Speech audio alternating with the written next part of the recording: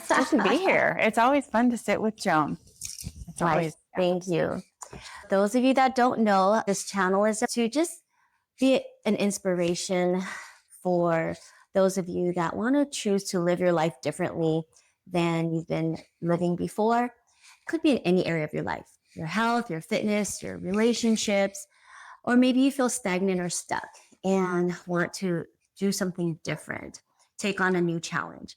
And so today we have the most beautiful Steph here who's going to share about her journey, and one of the recent things that she did was do a bodybuilding show. So we're going to talk about that a little bit later and her journey in that. Steph, why don't we start off with telling us a little bit about yourself and your background? I'm a realtor. That's my job, and a mom of 2 daughters who are grown now. And just the last daughter just left the house last year. So been an empty nester. So that's an adjustment of like loneliness that hits you and makes you go, what's next? Am I all washed up or what am I doing here? So that's something that a lot of parents go through, probably mostly moms. That happened in the last year. And I'm a cat mom of 3, and I have my wonderful guy here with me. Okay, so did you guys get that? She's a mom of 2 young ladies, and look at her. She looks like their sister, not their mom, let me tell you. Thank you. So you've always been fit, active. Yeah, definitely. A swimmer and a dancer. And those are sports both that make you very aware of your physical self. And then after high school ended and college, then I got a chance to teach dance at a little dance studio in Astoria, Oregon, called Maddox Dance Studio. And I got to coach the high school dance team, the Fighting Fishermen in Astoria. That was a great, fun, physical job where I got to be with kids. And I loved that. In between, I worked at banks and title companies and got to do land developing and other things that led me into real estate. That was my physical upbringing. My brother was into weightlifting, and so watching him do that was really fun. And back then, girls didn't really go into the weight room so much. They weren't really, it wasn't quite as normal for girls to be in the big, sweaty weight room. So having my brother do that, I think made me not intimidated by when you go in the weight room, there's all these grunty guys, and I just wasn't really intimidated because I look at them all like they're my brother. Like these are just goofy guys. We don't need to be intimidated by them. But he really introduced me to weightlifting. And this is older brother? Yes. Okay, so ladies, big hint. She looked at these guys that were in the gym as just her brothers. Yeah. Big, sweaty, grunty guys like her big brother. So ladies, I hope that makes you less intimidated about going into a gym. Just look at them as big, sweaty, grunty, big brothers. Yeah. They're goofy guys. Goofy. Yeah, definitely. And they're really happy to have you there. We think, oh, we're not invited into this space. This is like a man space.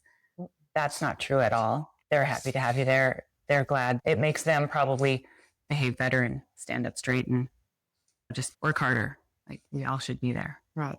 1,000%. You're absolutely correct. I think seeing an attractive woman walk in the gym kind of makes them stand a little taller and puff out their chest a little bit more and tuck in that core and their gut a little bit more. Let's just be honest. It just makes you accountable. They're making sure every rep is on point and you're not slacking, because people might see that, and it just makes you accountable. I know workouts for me are way better at the gym than at home, because at home I'm distracted and no one's watching and I can be done sooner. Even just the camaraderie in the gym. Like I love when I see my friends there. I love when I see young children working out. I'm like, right on. I'm like championing behind the scenes for them, because I'm sure you felt this. Staying active from a young age built your confidence, right? Yes. Made you feel good. Yeah, definitely. And it's the one thing that no one can take from you. You earn it and you create it yourself. You can't lose it. You just keep working on it and making it better. 1,000%. So what forms of dance or did you? Oh, tap, jazz, and ballet. And what was your favorite? Jazz. And then tap, and then ballet last. Ballet is the most structured, difficult, the least fun of them all. But it's required for the other two really to be good. So I loved it. So you started in the gym at about what age would you say? Probably started around 14.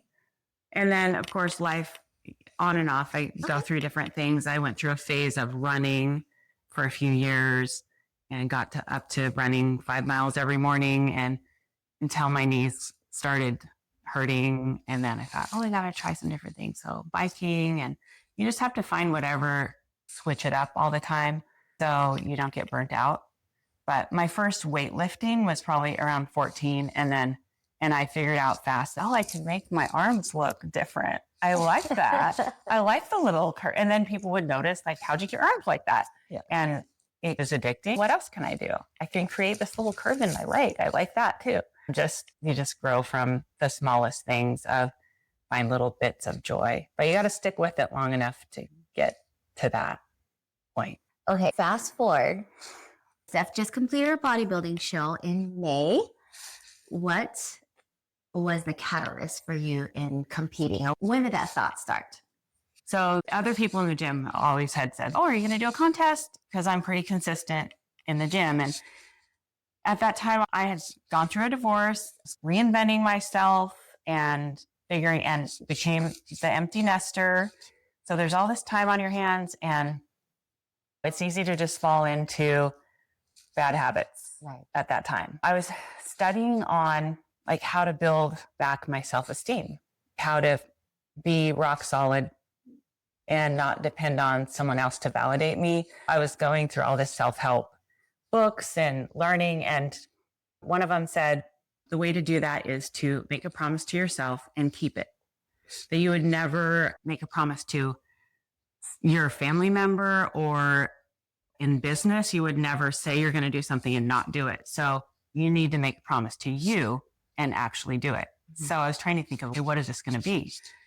What can I do different? And then you mentioned to me in the gym, have you ever thought about doing a contest? And I thought, actually, I have thought about it.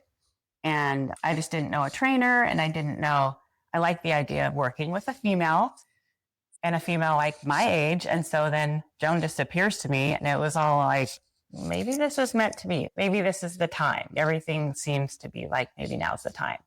So I didn't commit right away, but I was very interested. Right.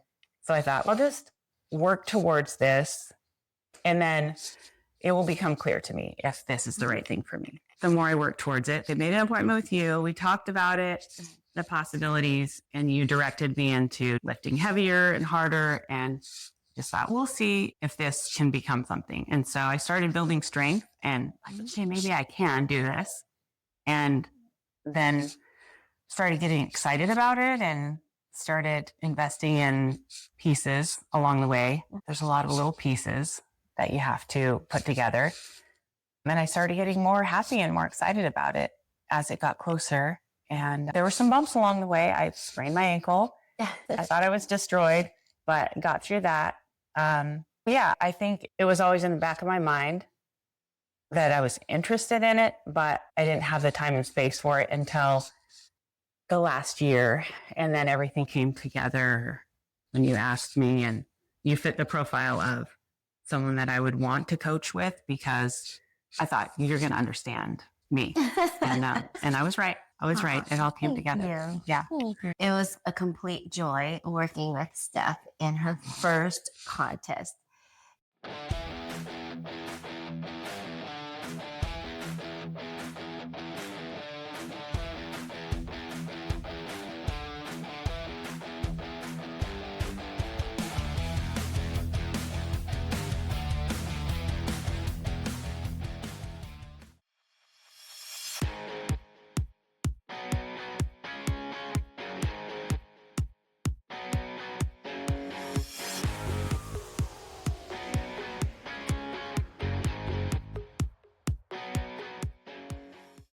for those of you that don't know, I love helping amateurs get on stage for the first time. Steph, do you want to show your picture? Yeah, this is our team, our whole team.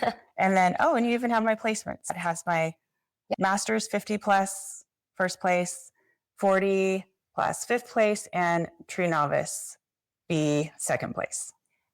So Steph is a true novice. That was her first time on stage. That's what a true novice is. And can you believe this woman competed in the Masters 45 plus and 50 plus? There's a big difference between 40 and 50. There's a big difference. We changed a lot in that 10 years. We changed a lot in those 10 years. Absolutely. So ladies, life doesn't end after your hormones change. Life doesn't end when your children leave the house. Life doesn't end when a relationship ends. And life certainly does not end after 50. Let us tell you. No, it's your next chapter. It can be your best chapter, actually. And I wouldn't go back because the that I have from all of that, I wouldn't go back. I would maybe take my knees back from my 30s, but the little aches and pains. Yeah, it's been a fun ride. And I would have never thought that, I'll wait till 50 to do this, but it just turned out to be the best thing. And I feel like at our age, like you said, the wisdom that we have now that we did not have 10 years ago and 20 years ago allows us to show up differently to these challenges that are presented. And yes, of course, competing in a bodybuilding show is something that we put on ourselves, a challenge that we put on ourselves, not something that came out of left field. Like I've been through a divorce as well. That presents its own challenges. But taking on something such as getting ready for a contest is a self-imposed challenge. Yes. So you can face it head on differently because of some of the hardships that you've overcome previously. Yeah. I think helps to develop that tougher skin. Yeah. So this challenge is almost like, okay, what do you got? What do you have? Yeah. And we talked a little bit about, we meet for coffee and talk, and we talked about mindset and how you can look at it like, I have to do this. Or you can look at it like, I get to do this because I've arrived at a place where I can do this now. And it's just a different mindset. And I think that's part of what comes with wisdom. Instead of being dramatic or negative, you can hone that into, we become smart enough to use it in a way to help us and not be difficult and dramatic. We can use it to catalyst to the next level of, I get to do this. Right. I don't have to do this. And that creates more success. I agree. Couldn't agree more. It's a challenge in the emotional area of our life. Yeah. Thickening the skin, hardening up your gut. Yeah, it does. Right? Yeah. With grit, showing up with grit and testing your level of grit that you have. Yeah. And then you could show up with a positive mindset or a positive attitude, or you can have a negative one. But which one is more fun? Yeah. Which one will you enjoy more? I just think the whole contest, I didn't know what I was getting into. If I was going to go there and there's all these divas and all of these like self-absorbed people, because this sport is all about you. It's all about your own self. And it wasn't that way at all. Like everyone was just thankful to be there. And I don't know if that's just our age group, but there was zero drama, the camaraderie of we've all made it to this point. Like we've done so much to get here to show day that everyone is just happy and like happy to meet each other and cheering each other on. And we just have to laugh at each other. Look at us in these crazy tans and sparkly everything. Like what is happening? It was so joyful that there was none of the negativity that I thought might be, like the competitive cattiness. Zero, not one bit. Everyone was just like thankful to be here to do that thing. Yeah, absolutely. Because everyone backstage had their own set of challenges and circumstances that they had to overcome just to be there themselves. So everybody knew and everybody knows what it takes to do that and to step on stage. And despite the fear, despite the nerves and the shaking in your skin. And we're all just outside of our comfort zone. So I think that's when you feel the most alive, when you're just outside your comfort zone. And those are the things that you remember and you're exhilarated by. And we're all there at that point, outside of what was comfy. Right. Absolutely. What are some pieces of advice that you would give to the brand new person checking out the gym, or just wanting to change their body, change how they feel about themselves, or maybe change their energy level, their vitality? Someone wanting to change. I would say don't be overwhelmed with all of it. Just pick one little thing, whatever is comfortable. You look at it like, oh, I can never become that person. That's like too much. That's not who I am. But you could, if you're not taking your vitamins every day, okay, make a promise to yourself to take your vitamins every day. It's not hard. You can check a box and go, okay, I did that. I'm capable of doing that. Okay, what's next? And then, okay, drink your water every day. All the water. Like, keep track of it. Or maybe it's, I'm going to track everything I eat for a day to see if I can accomplish that. Oh, that went okay. Maybe I'll do that again tomorrow. And just slowly add. So it doesn't feel overwhelming. Just it feels comfortable. And a year later, you'll be a different person. But it wasn't a mountain to climb. It was just one little thing at a time. And I love what you said. That's what I encourage people is start with the little things. Can I drink more water today than I did the day before? Am I even drinking any water? Yeah. For some people, it's you don't have to make it a big deal. You can just put a little check mark on your cup every time you fill it. Okay, I drank 6 of those today. Right. Wow. And master one habit at a time. Yeah. Because otherwise, like you said, the overwhelm, like I have to do all the things. All these things. No, I don't have time to do all these things. Just start with one. Okay. Yeah. You don't have to be told to go brush your teeth. You start to just brush your teeth twice a day, sometimes 3 times you a day. have to do. You just do it. You just do it. Yeah. You could turn anything into a habit like that, whether it's drinking more water or whether it's taking a vitamin. Yeah. Or 2, and it just becomes who you are. You don't even think about it. So then eventually like a 30-minute walk every day could just become part of what you do. You don't think about it like a mountain you have to climb. Do it because it's what you do. It's who you are and it feels good. And it's a non-issue. I want to touch upon what you just said about it's something that you do because it's who you are. And that is so important, right? Yeah. What is your identity? Yeah. And it doesn't have to be a big, grandiose identity, but instead of I'm an empty nester, it's like, I am someone that gets to recreate my life again. Yeah. What am I going to do now that I have time? What did I want to do that I didn't do because I was doing laundry for a family or whatever it is? Or in the case of going through a relationship breakup or a divorce, not a divorcee, I'm a fill in the blank, whatever. Yeah. Just really reframing it to the positive and where it's exciting. I get to look forward to the next thing. Yeah. Right? Instead of I'm a divorcee, maybe I'm a runner. Maybe I'm a cyclist. Maybe I'm a gym goer. Like you're something, you're not lack of something.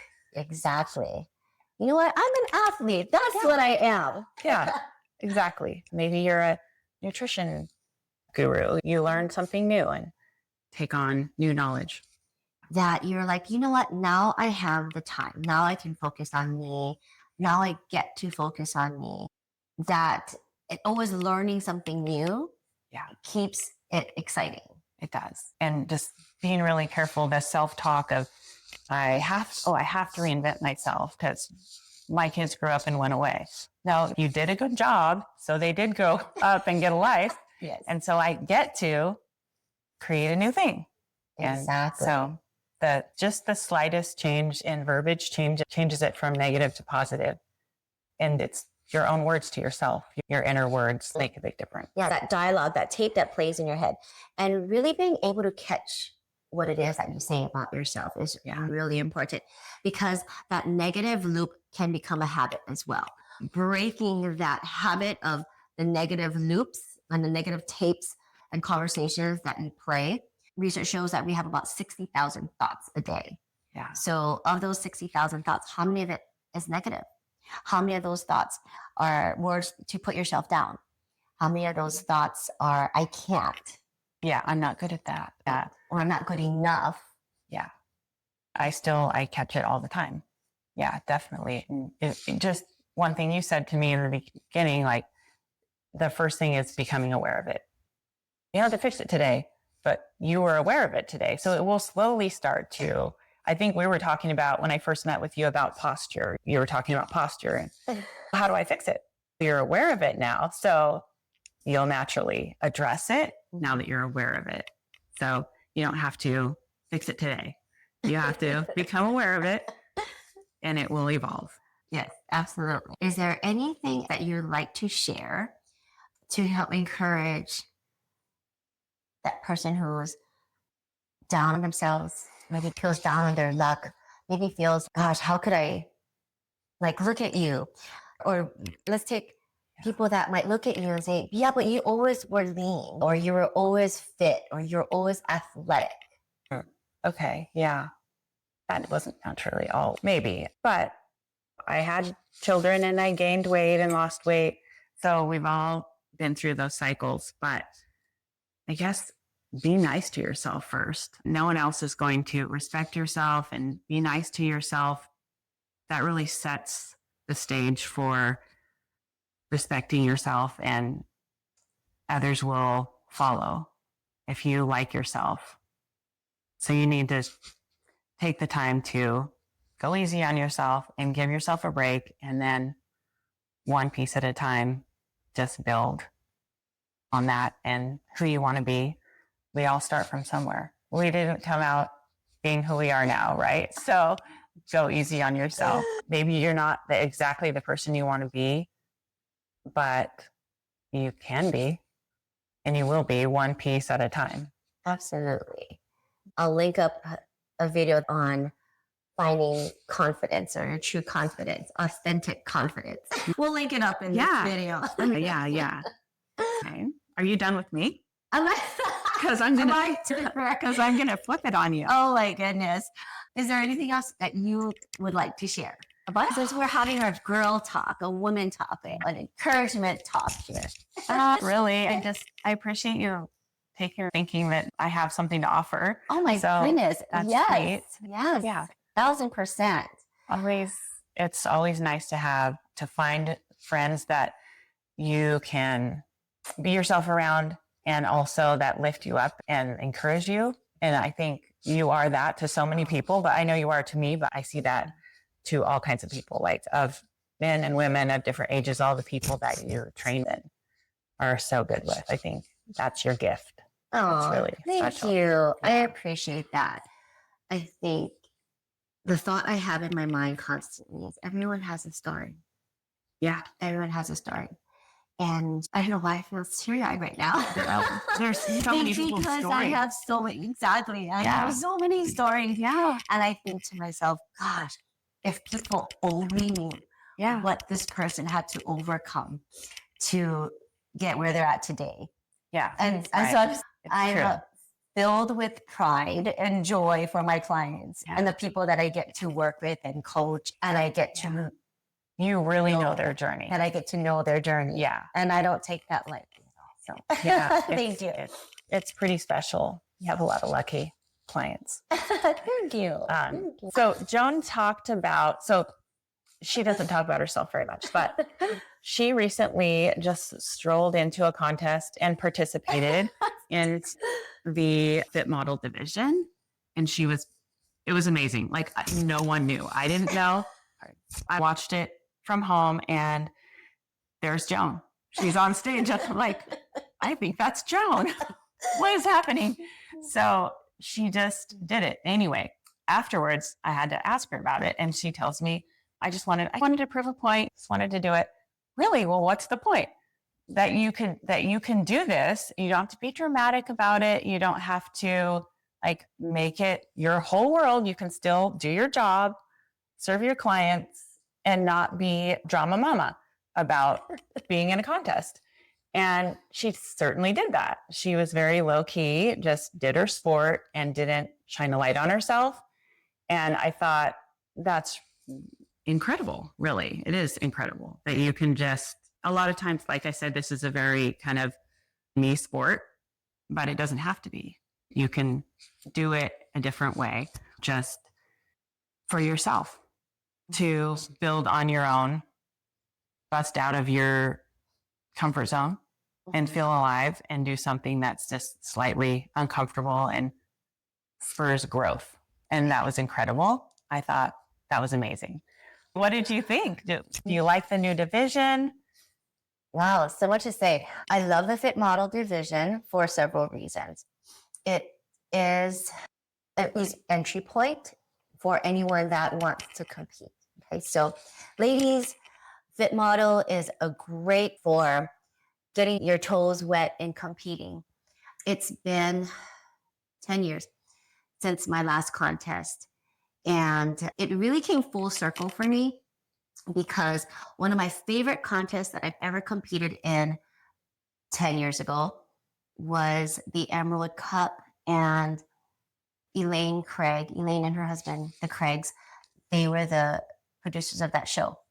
One of the reasons why it was one of my favorite shows is not because it was just so organized and so well run and the expediters were excellent, but Elaine and her husband, and his name escapes me at the very moment, but they just had this level of excellence and just this demeanor that they carried.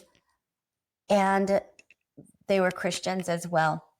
I'm a Christian, and just what they said from the stage at the competitors meeting, I just love what they said. And I'll look up the exact scripture, but it talked about how you present yourself. And it's not a show to have any kind of lewd acts or gestures. And in fact, at that show, she talked about how your grandma's in the crowd, your children are in the crowd. It's a family show. So lewd behaviors and acts are a no. Yeah. No hoo-ha, nothing. And you'll be immediately escorted off stage or asked to be. Keep it classy. Yes, exactly. 1,000%. Keep it classy. And as an athlete, that's how you would like to present. Whatever your sport is, I don't care if it's basketball, football, whatever, dance, stay classy. Yeah. Stay classy. Yes. And I love that they really express that. Not just on stage, but during your entire prep. What is your countenance? That's the scripture that always sticks out for me as well. If I'm going to say that I am a believer in Christ, then who am I to, just because I'm getting ready for a show and I chose to do this show and I chose to do the hard things, why should I be grumpy and grouchy and have this countenance of displeasure? Yeah. No one. But it makes the whole sport seem like these are a bunch of very dramatic people. Grumpy people. What is this about? Yeah. It doesn't I shine a good light on the sport. And you chose it because you're strong enough to take it on and do it and not be difficult. And so you showed that with just waltzing on stage and very calm. And I think I texted you right after, like you were just so smooth and peaceful. Like you didn't even look bothered by being on stage at all. It was very natural. It was beautiful. And I just thought, what an inspiration that you can just do that, which I thought maybe it's short notice. No, you knew you were doing it all along. Anyway, it was great to have you on stage and be part of your team. Yes. Oh, thank you. Yes. It's summer bod coming up. Of course, everyone does a summer bod thing. Yeah. And then I found out in May that my niece was getting married in August. So it became, okay, not just summer bod, but summer Hawaii wedding bod. Yeah. So my husband and I had this, so we fist bumped to the, we're doing it. We're going to be best versions of ourselves for this summer. Yeah, I love that. Family pictures. Yeah. Let's do the Hawaii Set a summer wedding record. bod. Yeah. So it became that. And I knew in the back of my mind for the past year that I wanted to step on stage again one day. And because knowing that you're taking on a challenge to see what you could do and to change your body, feel better, feel good, and just see where that road takes you. And you'll want to do that again. But I just did not know when. So I told my husband that we'll use this summer wedding bod as the launching pad to see what kind of changes I can make and go from there. And after coming back from Hawaii in August, I got sick and I had this lingering cough. So that tapped down my training intensity some. But you know what, Steph? Even though I knew I did not come in my peak condition, I told Gabe I have a decision to make. And the decision was this. What would I regret more? Would I regret doing the contest not completely how I wanted to, or would I regret not doing it at all? And the answer was very clear. Like it was, I would regret not doing it. I would regret not diving into the deep end of the pool. Yeah. So Gabe was like, okay, that's your answer. That's your answer. Yeah. You're doing it. You can do it. And you know what? We're going to have fun. You're going to have fun and have fun. And absolutely, when I made that a goal of I'm just going to do it to the best that I can and have fun in the process, what I tell my clients is there's contests all the time. So if today wasn't your day, if this contest wasn't your contest or whatever, then could I walk myself to the place where I am standing on a stage now and I'm not totally shaking, trembling, and you were, or at least not showing it. Yeah, at least not outwardly. Completely outwardly. And life is gonna throw you a curveball. So absolutely. It's just like, all right, what's it gonna be? And then when you just know that, and it's gonna get complicated at some point. And then it does, and you're like, okay, I knew this was coming. I'm ready for this. We're gonna get through this. And yours was you got sick. Mine was I sprained my ankle, and it'll be something will happen to make it a little more complicated, but just know that you'll get through it and you're ready for it. 1,000%. And the way I see it, it's like this. Have saved up for a trip of a lifetime, whether it's to the Bahamas or Tahiti, wherever. You go to this amazing place. You've worked hard for it. Maybe you took on a second job or whatever. You saved up money and you dreamed of being in this place. And you get there and the ocean is beautiful and blue and the perfect temperature. Are you just going to sit in the sand? Are you going to dive in? Are you going to just get that far to only just get that far at the edge of, oh my God, I got to swim in like the most amazing, beautiful ocean? No, you're going to go and get into the ocean. Do all the things. Do all the things. You're not going to just stop and park on the sand. Like I hope road parks don't stop and park on the sand. Please don't do that. And what's interesting about that analogy that I just talked about is that actually just happened when I was in Hawaii for my niece's wedding. A woman was there who was older. That was her first time in Hawaii, traveled from the Midwest for the wedding. Oh. We were at the beach and she parked herself on the sand.